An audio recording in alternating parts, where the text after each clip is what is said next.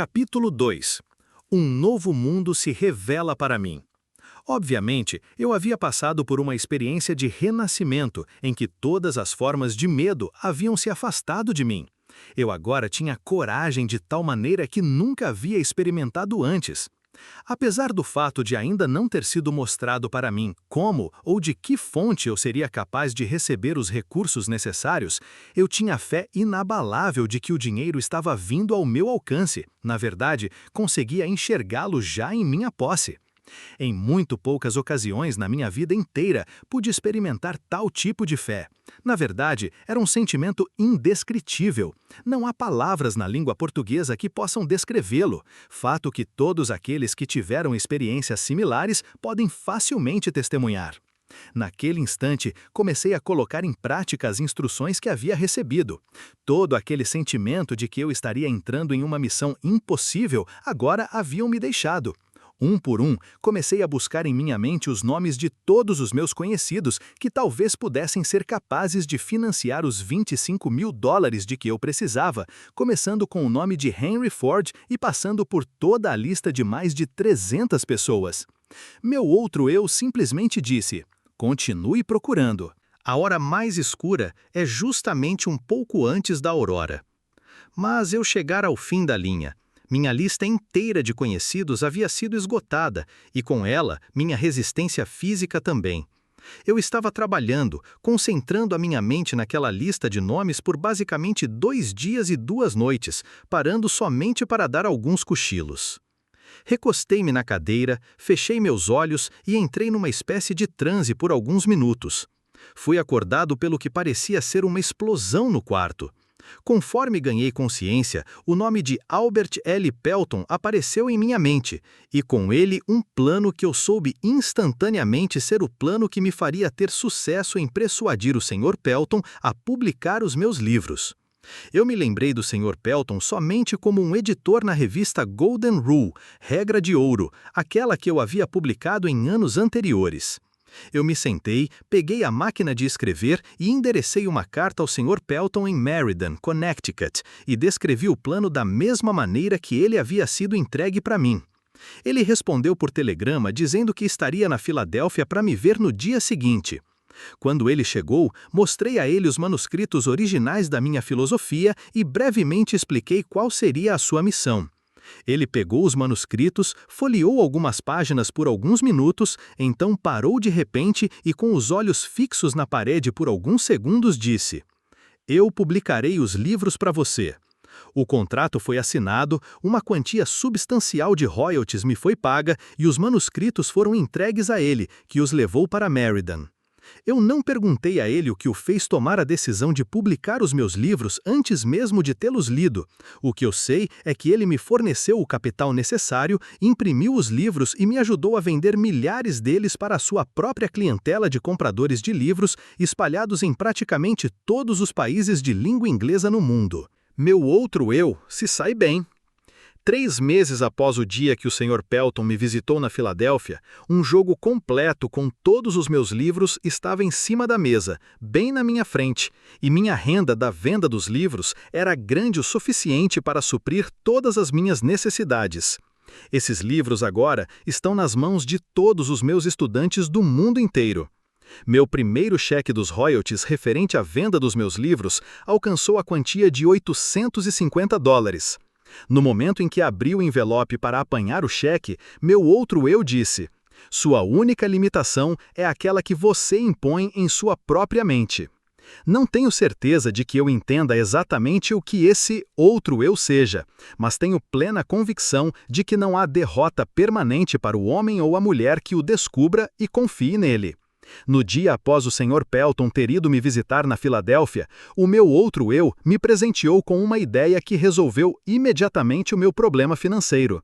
A ideia que cruzou a minha mente me mostrava que os métodos de venda da indústria automobilística tinham que passar por uma mudança drástica e que os futuros vendedores desta área da indústria teriam que aprender a vender automóveis, em vez de meramente servir de compradores de carros usados, como a maioria estava fazendo na época.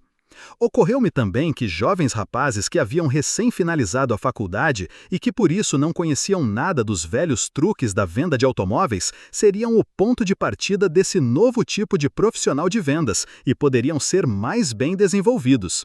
A ideia era tão distinta e impressionante que eu imediatamente liguei para o gerente de vendas da General Motors e brevemente expliquei meu plano.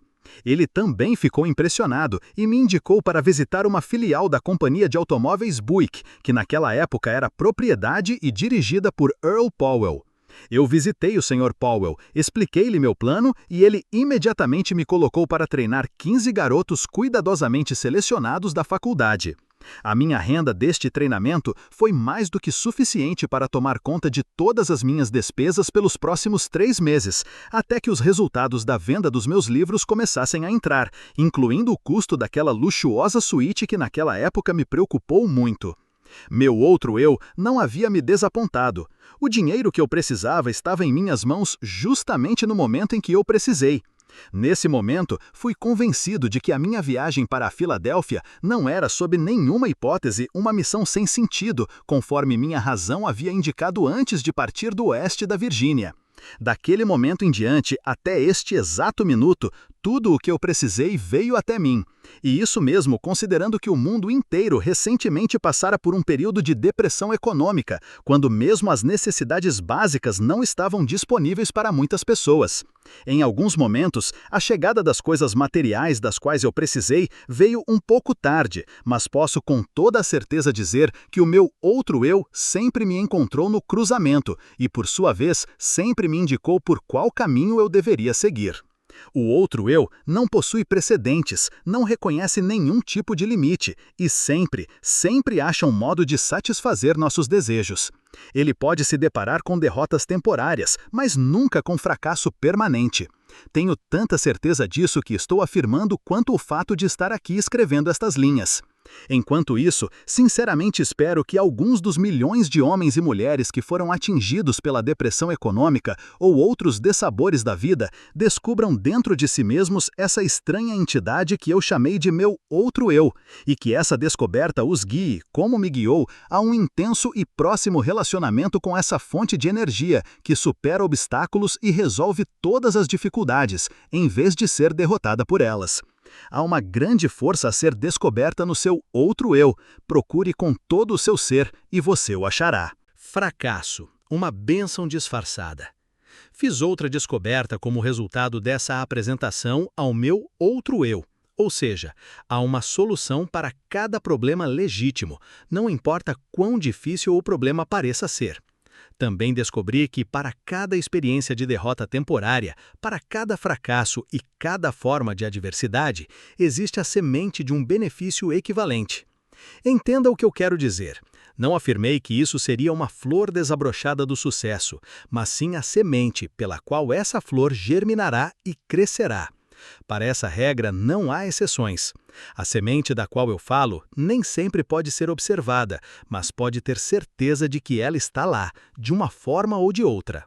Não pretendo entender tudo sobre essa estranha força que me reduziu à pobreza e a uma situação de necessidade e medo, e então fez renascer uma fé dentro de mim, através da qual tive o privilégio de ajudar a dezenas de milhares de pessoas que se achavam descendo a ladeira.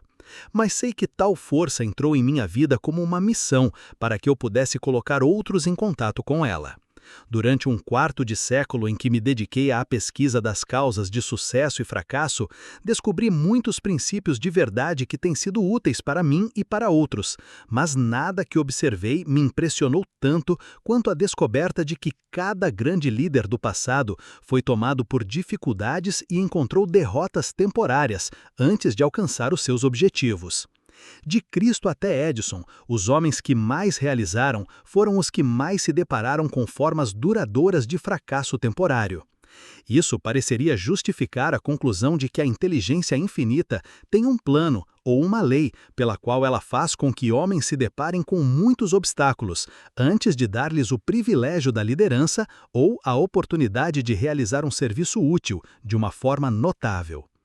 Eu não desejaria sujeitar-me novamente às experiências pelas quais passei naquela noite fatídica de véspera de Natal em 1923, e também naquela noite quando caminhei em volta da escola na West Virginia e lutei aquela terrível batalha contra o medo. Mas toda a riqueza do mundo não seria capaz de me fazer abandonar o conhecimento que ganhei dessa experiência. A fé tem um novo significado para mim.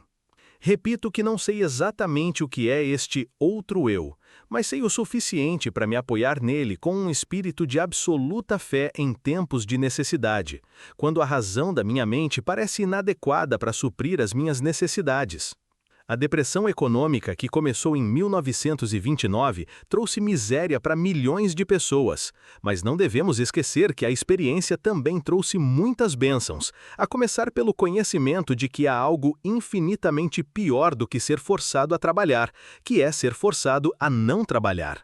De certa forma, essa depressão foi mais uma bênção do que uma maldição, se analisada à luz das mudanças que trouxe para as mentes de todos que foram afetados por ela. O mesmo é verdadeiro para cada experiência que altera os hábitos dos homens e os força a olhar para o seu interior, para a solução dos seus problemas. O tempo que passei em reclusão na West Virginia foi, sem sombra de dúvidas, a mais severa das punições da minha vida.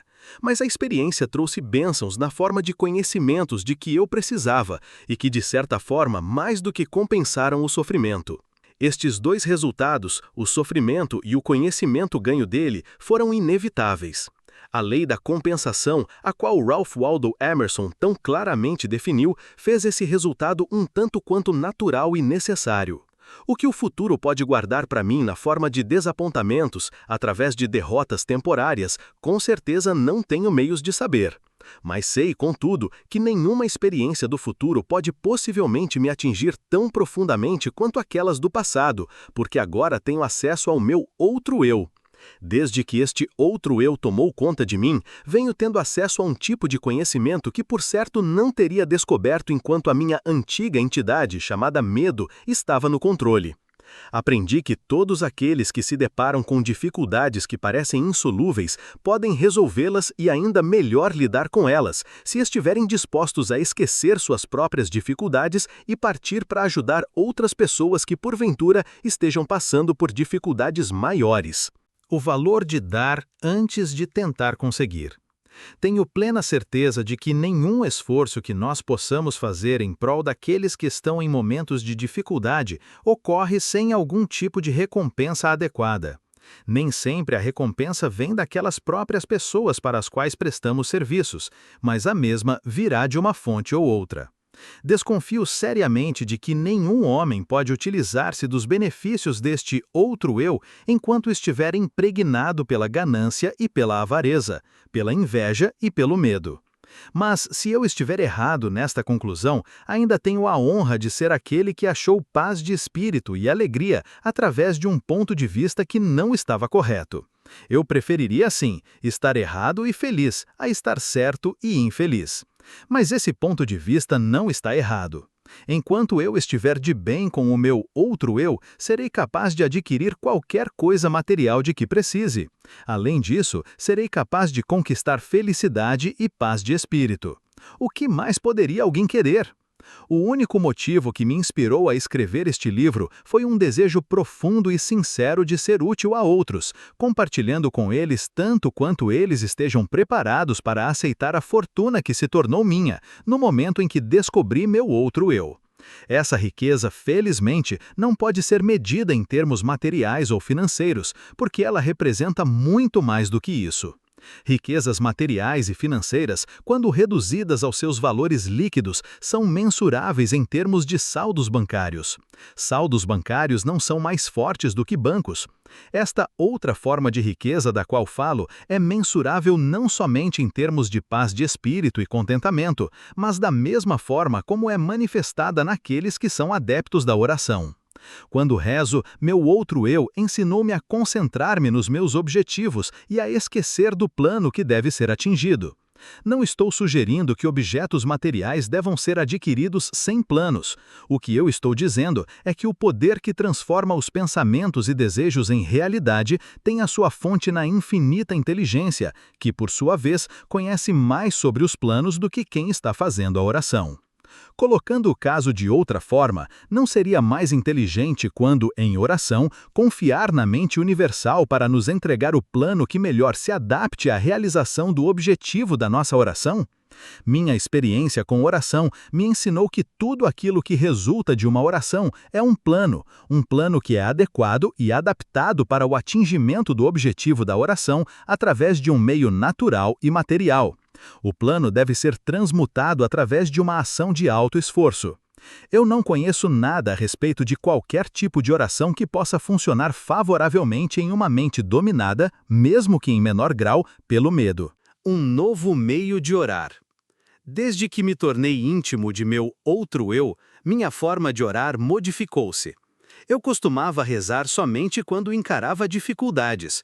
Agora, rezo antes da dificuldade, quando possível. Eu agora rezo não mais pelos bens e pelas grandes bênçãos deste mundo, mas para ser merecedor de tudo que já possuo. Acho que este meio de orar é melhor do que o antigo. A inteligência infinita parece não ficar ofendida quando rendo graças e mostro que sou grato por todas as bênçãos que coroaram meus esforços. Fiquei maravilhado quando primeiro tentei este plano de oferecer uma oração de agradecimento por tudo que eu já possuía, pois assim descobri a vasta riqueza de que já dispunha e não apreciava. Por exemplo, descobri que eu tinha um corpo maravilhoso que nunca havia sido seriamente danificado pela doença. Eu contava com uma mente razoavelmente bem equilibrada. Tinha uma imaginação criativa com a qual eu poderia prestar um serviço muito útil para um grande número de pessoas. Eu era abençoado com toda a liberdade que desejava, tanto de corpo quanto de mente. Nutria um desejo ardente de ajudar outros que não tinham a mesma sorte. Descobri que a felicidade, o maior de todos os objetivos do ser humano, era minha de qualquer maneira, com depressão econômica ou sem depressão econômica. Por último, descobri que eu tinha o privilégio de me aproximar da inteligência infinita, tanto com o intuito de agradecer pelo que eu possuía e por iluminar e direcionar meu caminho, quanto para pedir mais bênçãos. Pode ser útil para cada leitor deste livro fazer o inventário de seus ativos intangíveis. Tal inventário pode mostrar que existem ativos que não possuem valor. Alguns sinais que nós subestimamos. O mundo inteiro está passando por um momento de mudanças de tamanhas proporções que milhões de pessoas estão em estado constante de pânico, trazendo junto consigo preocupações, dúvidas, indecisões e principalmente medo. Parece-me que agora é o momento certo para todos aqueles que, por alguma razão, encontram-se naquele cruzamento da dúvida e da incerteza, para que conheçam e se tornem íntimos de seus outros eus. Todos os que desejarem realizar tal tarefa acharão útil tirar uma lição da natureza. A observação mostrará que as estrelas eternas brilham todas as noites nos seus devidos lugares, que o sol continua mandando seus raios de luz e calor, provendo a Mãe Natureza com abundância de comida e energia, que a água continua a correr da sua nascente na montanha, que os pássaros e os animais selvagens da floresta recebem condições adequadas e satisfatórias de alimento, que após um dia de trabalho vem a noite para descansarmos, que após o movimentado verão vem o inverno de calmaria, que as estações vêm e vão exatamente como faziam antes da crise de 1929 chegar, que na verdade somente as mentes dos homens deixaram de funcionar normalmente, e isso porque os homens preencheram suas mentes com o medo. A observação desses simples fatos da vida cotidiana pode ser muito útil como um ponto de partida para todos aqueles que desejam suplantar o medo pela fé. Não sou um profeta, mas posso, sem falsa modéstia, predizer que todo indivíduo tem o poder de mudar seu estado material ou financeiro. Mas primeiro, ele ou ela tem que mudar a natureza das suas crenças. Não confunda a palavra crença com a palavra desejo. As duas não são a mesma coisa. Todo mundo é capaz de desejar vantagens financeiras, materiais ou espirituais, mas o elemento fé é a única força verdadeira pela qual um desejo pode ser transformado em uma crença, e por sua vez, a crença transmuta-se em realidade. E é exatamente nesse ponto o momento mais apropriado para chamar a atenção para o real benefício que qualquer um pode experimentar simplesmente usando de forma deliberada a sua fé focada em qualquer forma de desejo construtivo. A mente age sempre de acordo com nossos desejos mais profundos e dominantes. Não há escapatória desse fato, isso é literalmente um fato. Tenha muito cuidado com o que você deseja de coração, porque, por certo, será seu. A fé é o começo de toda grande realização. Se Thomas Edison tivesse parado simplesmente desejando conhecer o segredo pelo qual a energia elétrica fazia com que a lâmpada incandescente acendesse, toda a conveniência que as suas descobertas trouxeram para a civilização teria permanecido como segredos da natureza. Ele encontrou-se com o fracasso temporário por mais de 10.000 vezes antes de finalmente conseguir arrancar esse segredo da natureza, até que finalmente ela cedeu para ele, porque ele acreditou que conseguiria e, mais importante ainda, continuou tentando até que conseguiu a resposta. Edison descobriu mais dos segredos da natureza, eles teriam sido chamados de milagres em um período anterior, no campo da física do que qualquer outro homem que já viveu, e isso porque ele ficou íntimo do seu outro eu. Eu ouvi isso da boca do próprio Edison, mas mesmo que eu não tivesse ouvido, as suas realizações por si mesmas revelaram esse segredo. Nada dentro da razão é impossível para o homem ou a mulher que acredita e confia no seu outro eu. Tudo em que um homem ou uma mulher acreditar ser verdadeiro, a partir daquele instante começa a se tornar verdadeiro. Uma oração é uma expressão do pensamento, algumas vezes expresso em palavras audíveis e outras vezes expresso silenciosamente. Observei por experiência própria que uma oração silenciosa é tão eficaz quanto uma oração expressa em palavras. Observei também que o estado de espírito de quem está rezando é o fator determinante para a oração funcionar ou não.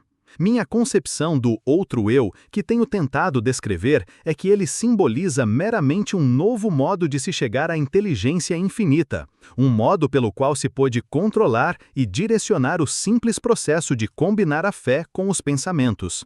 E isso é somente outra maneira de dizer que agora tenho muito mais fé no poder da oração.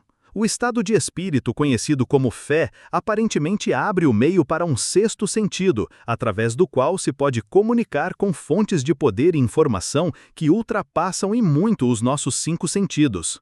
O desenvolvimento desse sexto sentido vem sempre para sua ajuda, e ele é na verdade uma estranha força que, vamos assumir, é um anjo da guarda que pode abrir para você, sempre que quiser, a porta para o templo da sabedoria. O sexto sentido é a experiência mais próxima a que já cheguei de algo que se possa chamar de milagre, e ele aparece dessa forma, talvez porque eu não entenda exatamente o método pelo qual esse princípio funciona. O que eu realmente sei é que existe uma força ou uma causa central primeira, ou uma inteligência que permeia cada átomo da matéria e faz parte de cada unidade de energia perceptível pelo homem. Que essa infinita inteligência converte ramos em árvores, faz com que a água escorra dos montes em resposta à lei da gravidade, faz a noite após o dia, o inverno após o verão, cada um mantendo seu próprio lugar e funcionando de forma harmoniosa, bem como o relacionamento entre si. Essa inteligência ajuda a transformar desejos em formas concretas ou materiais. Tenho este conhecimento porque o experimentei.